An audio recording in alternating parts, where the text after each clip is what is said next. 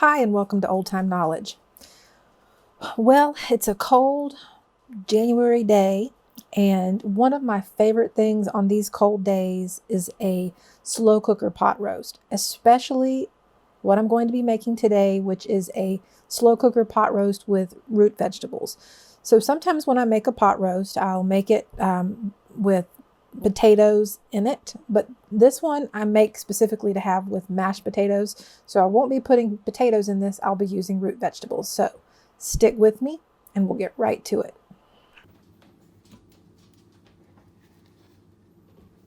All right, the first thing I need to do is get my slow cooker ready. I'm just going to spray it on the inside with a little bit of Pam just to help it to be easier to clean up when everything is done cooking. Here's the cut of meat I'm going to be using. It's just a bottom round roast. It was the cheapest roast I could find. I've got the gloves on my hands because I'm going to be just chopping this up into chunks. And y'all, when it's a cold time of year, I try to wash my hands as little as possible just because my hands get so dry. I don't know about you, but my hands do. And sometimes I wear gloves when I'm cutting up meat and sometimes I don't. But anyway, let me get this cut up and put into the slow cooker.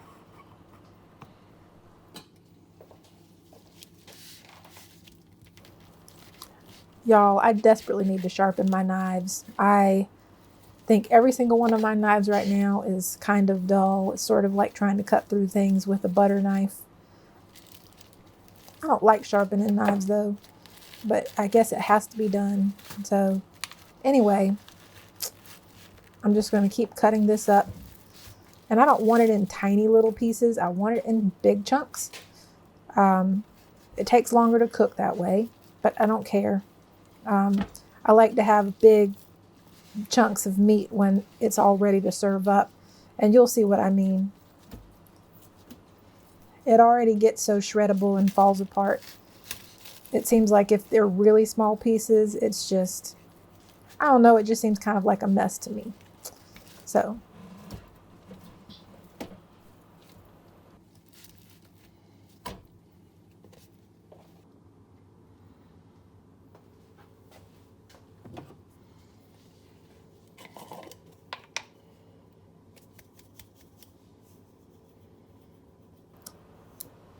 okay, I'm going to add about, I don't know how much salt that is. It looks like it's probably a couple of tablespoons, but don't bank on that. I just got a handful and another handful. So that's, like I say, probably about 2 tablespoons. The point is I want the meat to be really well salted. This is all the salt I'm going to be adding to this pot roast. I will not be adding any more. So this is going to have to get into the meat. It's going to have to get into the root vegetables. I turn that slow cooker on. I'm going to put it on low because this is one I'm starting in the morning. So this is going to cook all day. I've got to sprinkle in some pepper. Let me just be generous with that because I like a lot of pepper. Not too much, but a good amount. This is the thing with cooking, y'all. You got to learn to do things to taste. You just can't always go exactly like a half a teaspoon of this, a quarter teaspoon of that. No, you kind of got to figure out with salt and pepper and things like that. You've just got to figure out what you like, and you've got to do that. And it's always better to use not enough than to use too much because you can't take the saltiness away. Now I'm going to show you the root vegetables that I'm going to be using. So the first root vegetable I'm going to add is going to be carrots. I just like to go ahead and buy these baby carrots because it's easier than having to peel and cut up carrots to go in there. So I'm just going to toss a few in until it looks good to me. I don't have a specific amount. I just put in as many as I want.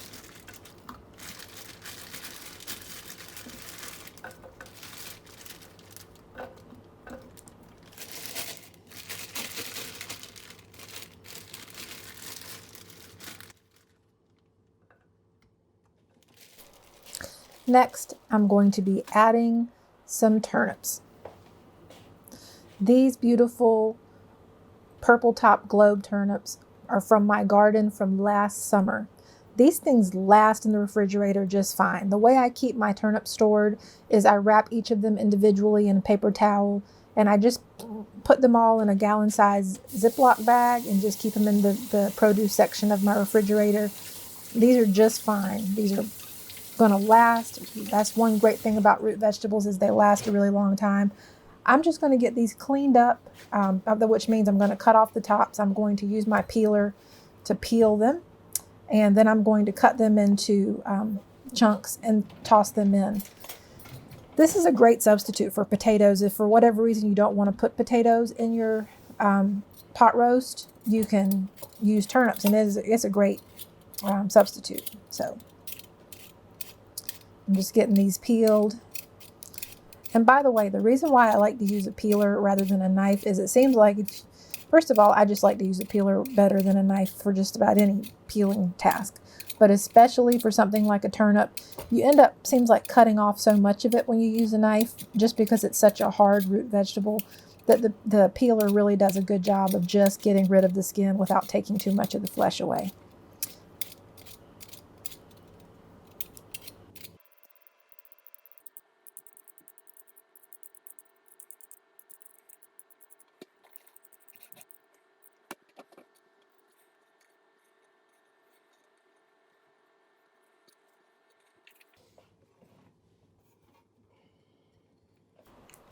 I'm just cutting these tops off.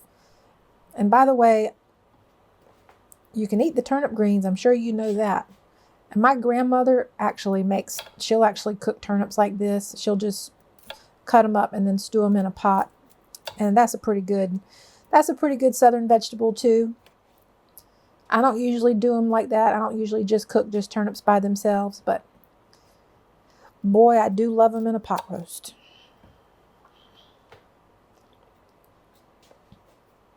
Another one of my knives that needs sharpening. This is not the best knife for this. I should be using a different knife. Y'all laugh at me if you want to. It's fine.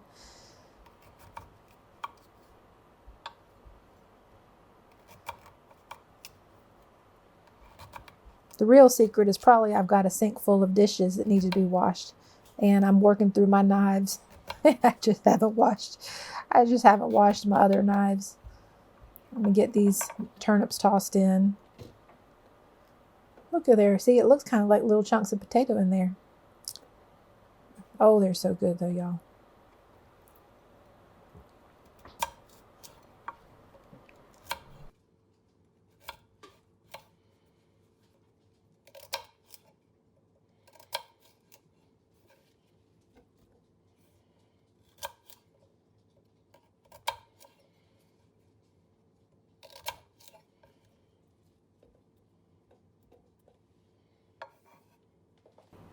Now the next vegetable I'm going to add, strictly speaking, isn't a root, but it grows underground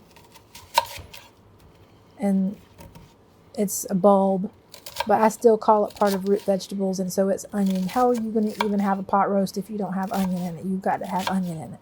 So this is I'm going to just chop this up into sort of big chunks and toss those in. And then this will be it for the vegetables that I'm going to add.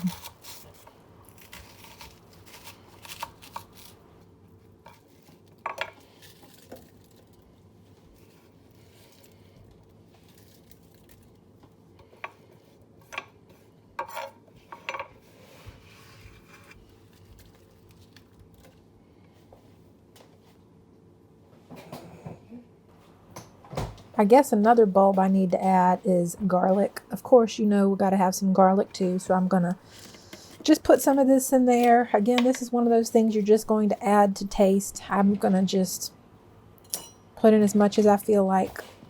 I don't know. See that spoon? That's kind of a big spoon, and I'm probably going to get some more.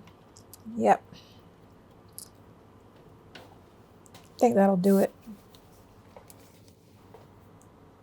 Now this last thing I'm going to add, as far as a seasoning, just a typical seasoning, is parsley flakes. And that's because I just like how they look. Do they even give a taste? I don't really know, but I just like the way that they look. So I'm only adding about a half a cup of water to this. And then I'm going to be adding a half a cup of wine. I don't want too much liquid in here, and wine is not necessary. I just like to add it, just a little bit of red wine. Sometimes I'll just use a splash, but mostly I'm going for about a cup total of liquid. So this is going to be about a half a cup of water and about a half a cup of wine. And by the way, I don't know anything about like what wines are good wines and what wines aren't, because I'm not a wine drinker. I'm not much of a drinker at all. But I'm not saying that I recommend this particular wine. It's just, I think this was just a red wine that seemed like a good price that I can keep in my cabinet for cooking. So that's what this is. And so that's really all of the ingredients that I'm going to be adding to this. I'm going to put the lid on and just let it cook on low for about 8 hours. It might even take longer, but I usually allow at least 8 hours for this. So this is going to be delicious, and this is all there is to it. And when I come back around supper time, this is going to be tender and amazing. I can't wait, y'all.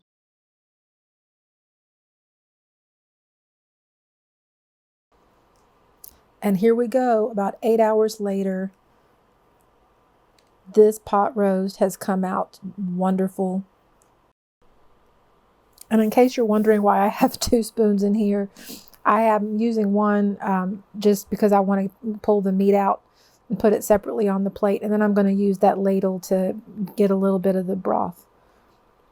Look at that, y'all. See those turnips in there? Those carrots? Everything is just falling apart. This is absolutely delicious, so comforting, and such a wonderful thing to eat on a cold winter day. I hope you enjoyed this video, and hopefully you'll try making some pot roast with root vegetables. What are your favorite things to put in pot roast? Leave it in the comments below. Is there anything unusual you like to add? I'm always interested in hearing about different ways people do things. Thanks so much for watching. Bye-bye.